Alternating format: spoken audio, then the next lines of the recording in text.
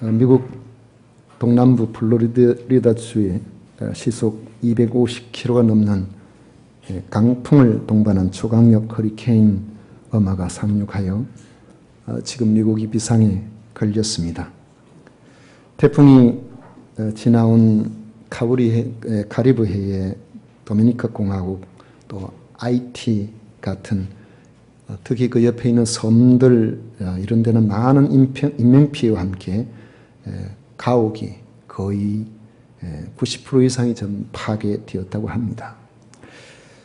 이틀 전부터 이 태풍의 길목인 마이애미를 비롯해서 태풍을 피해 이동하는 차량들 때문에 도로마다 마비가 될 정도였습니다. 근데 오늘 보도에 보니까 마이애미로 올라오기로 되었다는 그 태풍이 서쪽 해안 템파 지역으로 올라온다고 예보가 되어서 미국 사회에도 예보관들 월급을 왜 받냐고 지금 이야기하는 사람들이 있다고 합니다. 약 600만 명 이상이 지금 대피시설에 들어가 있고 70만 명 이상이 자기 있는 지역을 떠나서 다른 곳으로 피난길에 올라가 있습니다. 아무리 광명이 발달한 시대를 살아도 튼튼한 집을 지어도 강력한 태풍 앞에서는 속수무책임을 알고 대부분이 피난길에 올랐기 때문입니다. 오늘 우리 읽은 말씀에 유라굴로라는 태풍 이야기가 나옵니다. 바울 일행이 탄 로마로 항해하고 있던 곡물 운반선이 지중해 바다에서 갑자기 불어닥친 광풍을 만나서 해상에서 10나흘 이상을 표류하며 죽다가 살아난 사건입니다. 그러나 사람의 어떤 노력도 속수무책인 이런 무서운 자연현상조차도 하나님께서 자신의 뜻을 계시하시고 목적을 이루어 가시는 섭리 가운데 있음을 알게 해주는 말씀입니다. 광풍에 휘말리게 된 경위를 먼저 생각을 해봅니다. 로마의 황제에게 재판을 받도록 하기 위해서 바울의 호송 책임을 맡은 백부장은 이스라엘의 가이사라 항구에서 레바논 연안으로 그리고 특히 남쪽 연안에서 서북쪽으로 가는 연안 무역선을 타고 가다가 특히 남쪽 루기아의 무라시라는 곳에 이르러서 이집트에서 출항한 알렉산드리아 호라는 이런 로마로 가는 곡물 운반선으로 갈아타게 되었습니다. 그런데 맞바람이 부는 바람에 여러 날 만에 힘들게 에게해 남쪽 그레데 섬으로 그레데 섬의 미항이라는 곳에 정박하게 되었습니다.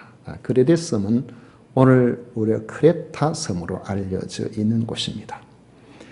간단하게 나와 있지만은 지금까지 항해 거리를 생각해 보면은 거의 1,500km가 넘는 긴 항해를 하고 있었던 겁니다. 지금과 같이 계속선이나 동력을 이용해서 움직이는 것이 아니라 거의 바람의 힘을 이용해서 가는 그런 상황이기 때문에 그들의 여행이 얼마나 힘들고 위험한 것인가 하는 것을 생각하게 됩니다. 카이사라에서 무라시까지 거리가 거의 항해 거리가 1,000km 정도가 되고 무라시에서 니도를 거쳐서 거센 맞바람을 이겨내고 이 그레데 섬의 동쪽에 이르는데 약 400km가 됩니다. 그리고 그곳에서 그레데 해안을 바람막이로 해안을 따라서 중간 지점인 미항까지 오는 데만 해도 150km가 넘는 그런 항해를 했습니다. 이 그레데 섬이라 하니까 작은 섬을 우리가 생각하기 쉽겠지만은 지중해에서 세 번째로 큰 섬입니다. 여러분 제주도가 좀 큰 섬이죠. 동서가 길이가 얼마나 되는지 아세요? 1번 50km, 2번 73km, 3번 500km, 73km가 된대요. 그런데 그레데 섬은 동서의 길이가 254km, 굉장히 큰 섬입니다. 중간에서 더 와서 한 150km 미항이라는 곳에 그렇게 오게 된 것입니다.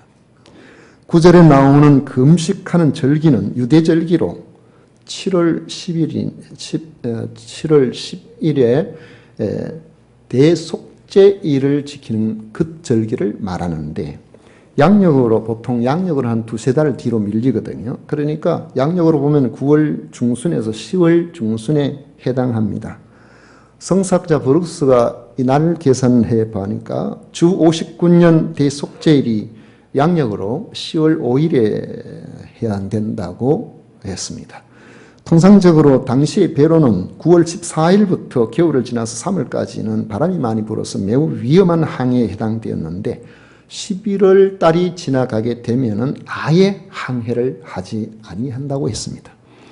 누가는 미항까지 항해가 얼마나 힘들었는지 8절에 보면 간신이라고 했습니다. 간신이라고 표현하고 있는데 이미 10월 5일이 지나서 11월이 가까운 시점에서 지중해 바다는 거칠어질 대로 거칠어져 있었던 것입니다. 그런데 힘들게 온 미항은 배를 타고 온 그 당시로서는 큰 배에 속하겠죠. 또 많은 화물을 실은 그런 배입니다. 그 배에 276명의 사람이 타고 있었는데 그 276명의 사람이 겨울을 지나기 위해서 서너 달을 머물 수 있을 만큼 그런 큰 항구가 아니었습니다. 너무 작은 항구였다는 것이죠. 작은 항구에 276명이 밀어닥치면 숙소나 식료품을 조달하기가 어렵다는 것. 거기 있는 사람들도 그 사실을 너무나 잘 알고 있었습니다. 그래서 좀 힘이 들어도 미항에서 한 60km 정도 떨어져 있는 베닉스 항으로 가게 되면은 거기서는 겨울을 나기가 좀 수월할 것이다. 왜냐하면 베닉스는 상당히 많은 사람이 살고 있는 큰 항구였기 때문에 또 순풍이 불어주기만 한다면은 그저 뭐 한나절만 하면은 갈 수 있는 그렇게 멀지 않는 곳이기 때문이었습니다. 그런데 바울은 자기 경험에 비추어 볼 때에 대속죄일 금식 기간이 지난 이후에 이 겨울이 접어들 무렵에 지중해 항해는 한 치 앞을 내다볼 수 없다는 것을 잘 알고 있었기 때문에 우리가 불편해도 지금 이 미항에서 머무는 것이 우리에게 좋겠다고 그렇게 충고합니다. 바울이 전도를 다니면서 지중해의 그 환경을 너무나 잘 알고 있고 본인도 지금 사도행전에 기록된 로마로 가는 이 상황 이 앞에 고린도 후서에 기록된 말씀에 보면 그가 3번이나 배를 타고 가다가 파손하여 죽을 뻔한 경험을 소개하고 있습니다. 사실 이것은 오랜 전도 여행에서 오는 경험으로 언제 바람이 많이 부는지를 바울 사도는 잘 알고 있었습니다. 그런데 그뿐만 아니라 이미 하나님께서 기도하는 가운데 그에게 응답을 주신 것으로 보입니다. 미항에서 머물지 않고 항해를 계속하면 어떤 문제가 생길 것인지를 미리 예측하고 있었기 때문입니다. 10절에 보시면 말하되 여러분이요 내가 보니 이번 항해가 화물과 배만 아니라 우리 생명에도 타격과 많은 손해를 끼치리라 했습니다. 그러나 당시 항해 여부의 결정권을 가진 로마 군대의 백부장은 바울의 말을 듣기보다는 서너 달의 겨울을 지나야 되는데 그 서너 달의 겨울을 좀 수월하게 지날 수 있도록 조금만 고생하면 되는 그 베닉스로 가는 것이 좋다는 선주와 선장의 말을 더 신뢰했습니다. 그들은 작은 미항보다 편하게 지낼 그 베닉스를 선택한 것입니다. 처음에는 그들의 생각이 옳았다는 그런 마음이 들었습니다. 남풍이 순하게 불었기 때문입니다. 남쪽에서 불어오는 그런 바람으로 돛대를 펴고 가는 그들의 배가 먼 바다로 빠지지 않고 해안을 따라서 순조롭게 베닉스로 향할 수가 있었기 때문입니다. 그런데 갑자기 그들이 전혀 예측하지 못한 상황을 만나게 되었습니다. 바람의 방향이 바뀌어버린 것입니다. 섬 가운데서 유라굴로라는 거센 광풍이 불어오기 시작을 했습니다. 헬라어로 이 유라는 동풍이고 굴로는 북풍이라는 뜻인데 그러니까 유라굴로는 동북에서 불어오는 태풍이라는 그런 뜻입니다. 처음에 남풍이 순하게 불 때는 돛을 올려서 해안을 따라서 천천히 자기들 마음대로 갈 수가 있었지만 갑자기 그레데 섬 중앙에 있는 그레데 섬에는 제일 높은 산이 약 2100m 정도 되는데 거의 2000m 넘는 산맥이 동에서 서로 쫙 깔려 있습니다. 그러니까 대륙에서 유럽 대륙에서 넘어오는 바람이 그 산맥을 타고 급강하하는 기류로서 밀어 닥칠 때에 그 바람은 순식간에 일어났고 그들로서는 정말 어떻게 할 수가 없는 그런 상황을 맞이하게 된 것입니다. 아무리 노련한 선장이라고 하더라도 배를 지휘할 수가 없었습니다.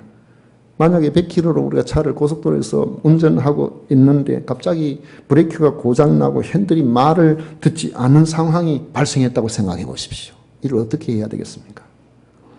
해안을 따라 손도 못 대고 그냥 떠밀려 가는 이런 상황이 된 것이죠.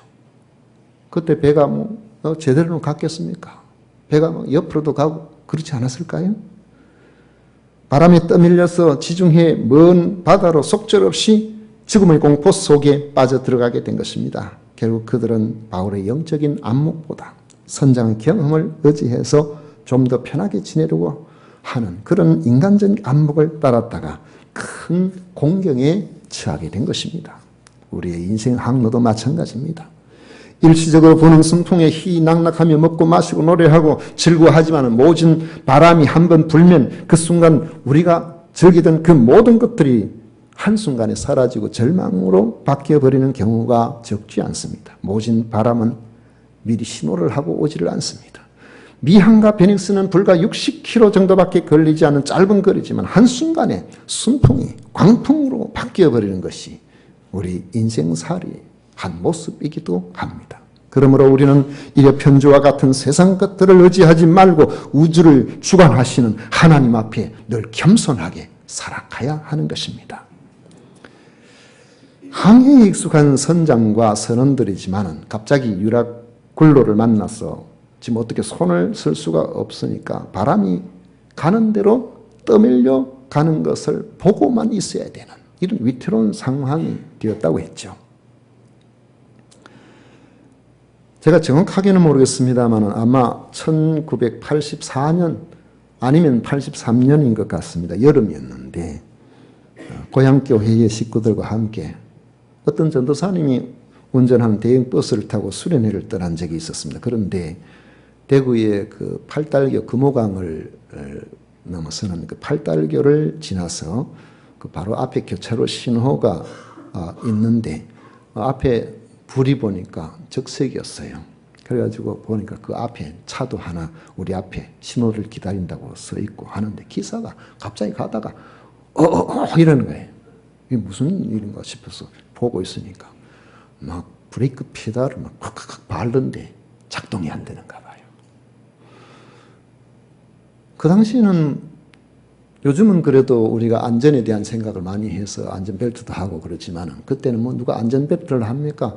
차에서 뛰쳐나가 그 앞쪽으로 가서 무슨 일입니까? 그러니까 브레이크가 말을 안 한다. 전부 사색이 돼가지고 정신을 못 차리고 막 이러고 있는데 그 앞에 멀쩡하게 서 있는 뒤에 승용차하고 추돌을 할 수 있는 그런 아주 큰 사고가 예상되는 그런 경우였습니다. 그런데 거의 임박하기 가까이 갔는데 그 신호가 바뀌면서 그 차가 싹 빠져나가더라고요.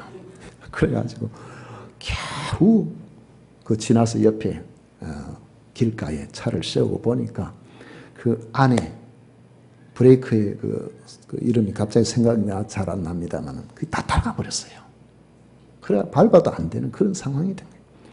그날의 충격이 저한테는 얼마나 컸던지 지금도 꿈을 꾸면은 차를 타고 가다가 브레이크가 말을 안 들어요. 그래가지고 식은땀을 흘리고 그리고 잠을 깹니다. 여러분 브레이크 듣지 않는 차를 운전하는 꿈을 한 번씩 꿔보세요. 제 기분이 어떤지를 아마 이해를 하실 겁니다. 광풍에 떠밀려 가는 그들의 사정이 얼마나 다급했는가 하는 것이 오늘 본문의 잘 기록이 되어 있습니다. 15절 이하에 보십니다. 배가 밀려 바람을 맞추어 갈 수 없어 가는 대로 두고 쫓겨가다가 가우다라는 작은 섬 아래로 지나 간신히 거루를 잡아 끌어올리고 줄을 가지고 선체를 둘러 감고 스루디시에 걸릴까 두려워하여 연장을 내리고 그냥 쫓겨가더니 했습니다. 가우다라는 작은 섬은 베닉스에서 한 35km 떨어져 있는 지중해 먼바다 쪽에 있는 그런 섬이었습니다. 그런데 정정하겠습니다. 그런 섬이었습니다가 아니고 지금도 있으니까 그런 섬입니다. Do you understand?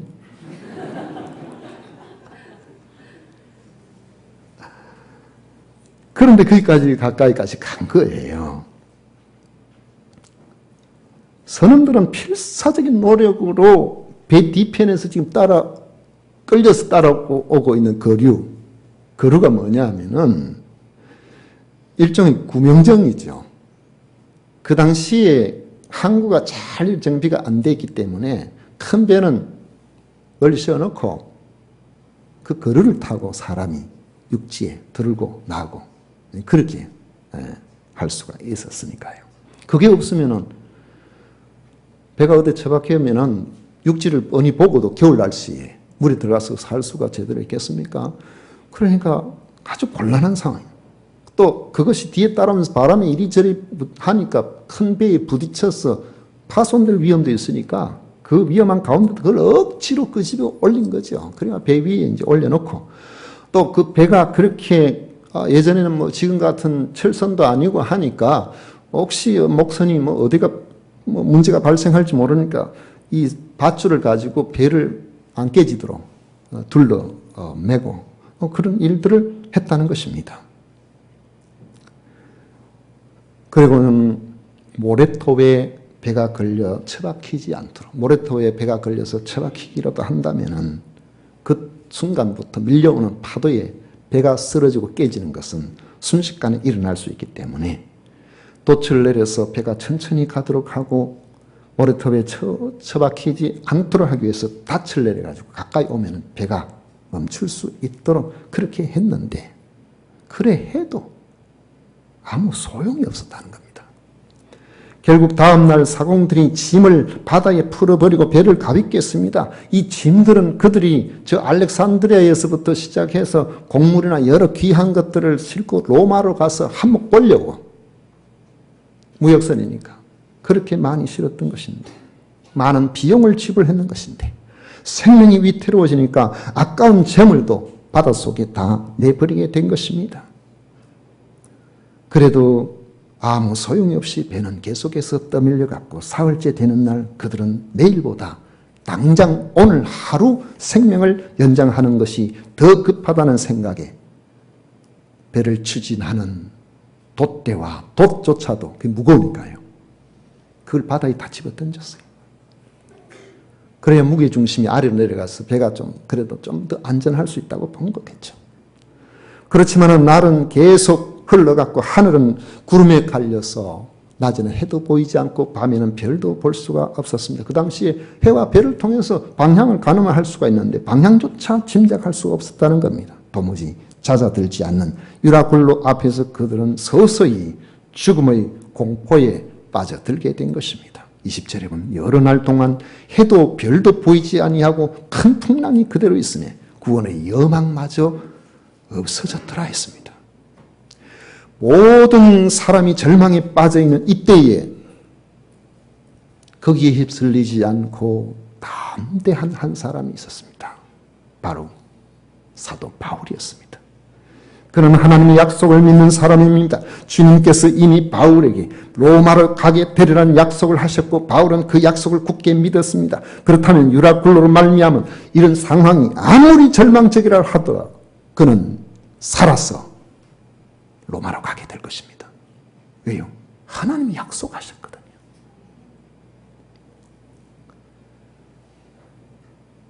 오늘 본문에는 절망적인 위기 속에서 하나님께서 환상을 통하여 그의 소명을 재차 일깨워 주시면서 그 절망적인 상황을 이용해서 그 배에 276명이 타고 있는 그곳에서 주도권을 백부장이나 선주나 선장이 아니라 바로 하나님의 종 바울에게로 넘겨주시는 것을 보게 됩니다. 21절 이하에 보십시오.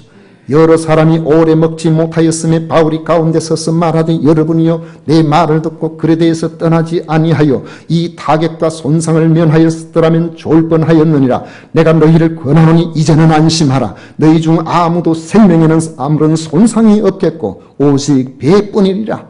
내가 속한 바 곧 내가 섬기는 하나님의 사자가 어젯밤에 내 곁에 서서 말하되 바울아 두려워하지 말라. 내가 가이사 앞에 서야 하겠고 또 하나님께서 너와 함께 항의하는 자를 다 내게 주셨다 하였으니 그러므로 여러분이요 안심하라. 나는 내게 말씀하신 그대로 되리라고 하나님을 믿노라.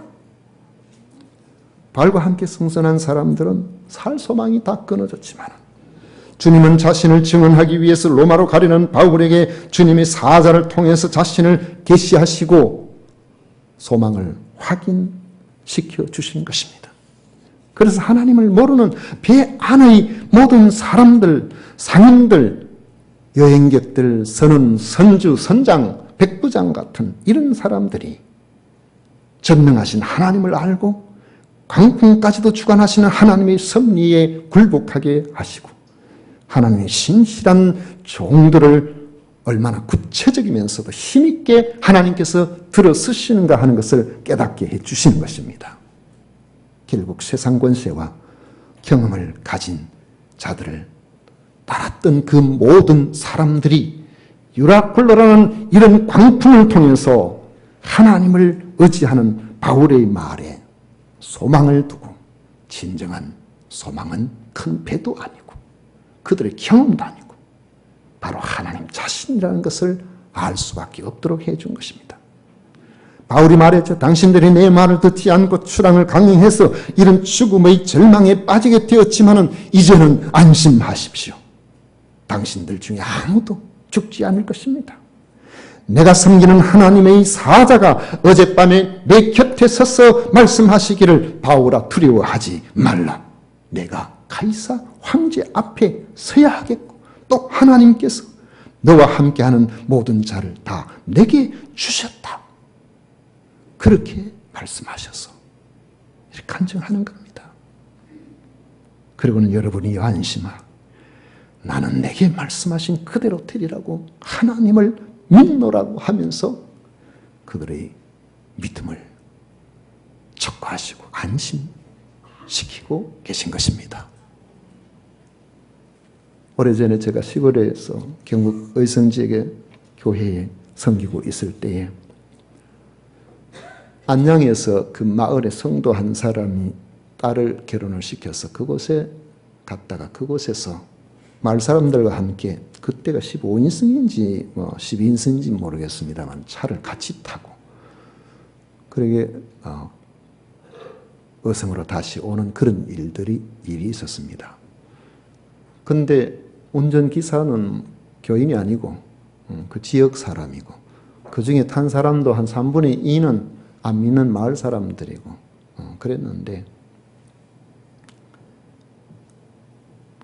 김천 가까이 오는 쪽에 축풍령 해교수인가요? 거기서 조금 오다가 차가 벌써 문제가 좀 있다는 것을 알았는데 김천 가서 고친다고 밤입니다. 오다가 그렇게 고향에는 그 어성 그쪽에는 집에는 한 10시쯤 되면 도착 안 하겠느냐고 그렇게 이야기를 해놨는데 중간에서 갑자기 고속도로 위에서 차량의 뒷바퀴가 빠져나가는 바람에 어쩔 수가 없이 걸어서 김천까지 그래 왔었어요.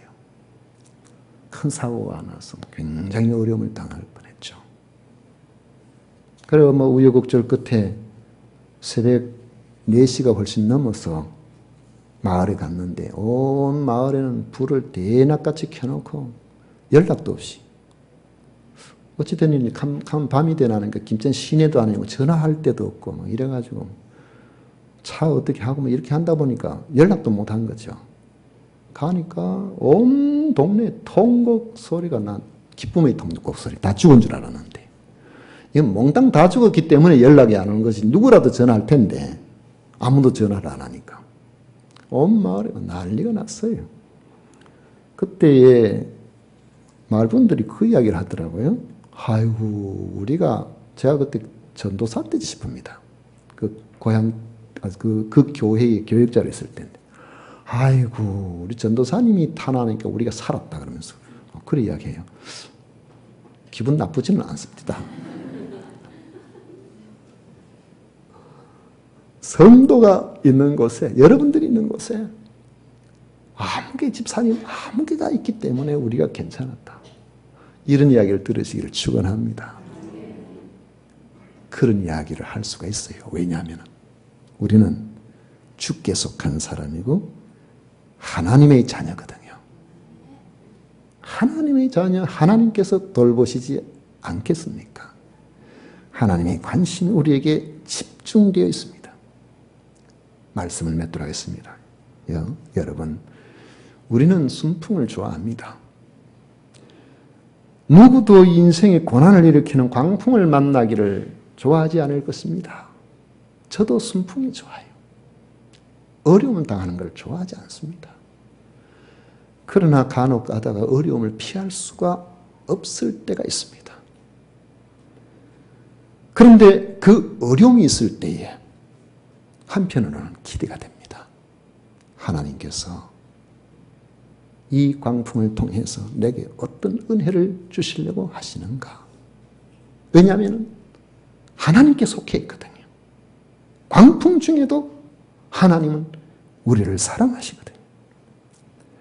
바울이 알렉산드리아 배를 탔을 때 그 안에 있는 모든 사람이 순풍을 만나기도 하고 광풍을 만나기도 했습니다.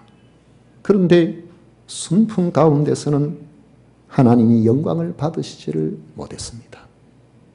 아무도 하나님께서 이렇게 순풍을 주셨다고 감사하지 않았어요. 그저 자기들이 잘해서, 자기들이 나를 잘 택해서 그냥 좋아서 이렇게 잘 가고 있는 줄로 그렇게 생각을 했죠. 순풍 가운데는 성도의 존재감도 드러나지 않았습니다. 오히려 광풍이 하나님의 주권을 높이고 성도의 존재감을 드러나게 한 것입니다. 여러분의 삶에 모진 광풍이 찾아왔습니까? 광풍 속에 담긴 하나님의 뜻을 발견하십시오. 그것을 기억하고 기도하십시오. 합력하여 선을 이루실 하나님을 믿으십시오. 하나님이 하실 위대한 일들을 긍정적으로 선포하십시오. 여러분이 당하고 있는 모진 광풍으로 말미암아 하나님의 영광을 받으시고 여러분이 하나님께 속해 있는 하나님의 사람임을 알게 될 것입니다. 우리가 비록 광풍을 좋아하지는 않지만 광풍 때문에 고난을 당하기도 하지만 광풍을 통해서 하나님께서 영광을 받으시고 광풍을 통해서 성도가 높아지기도 한다는 사실을 믿으시기를 바랍니다. 하나님께서 여러분들을 굳건하게 붙드셔서 어떠한 가운데서도 하나님의 사람으로 살아갈 수 있는 능력 있는 모든 성도들이 되시기를 축원합니다.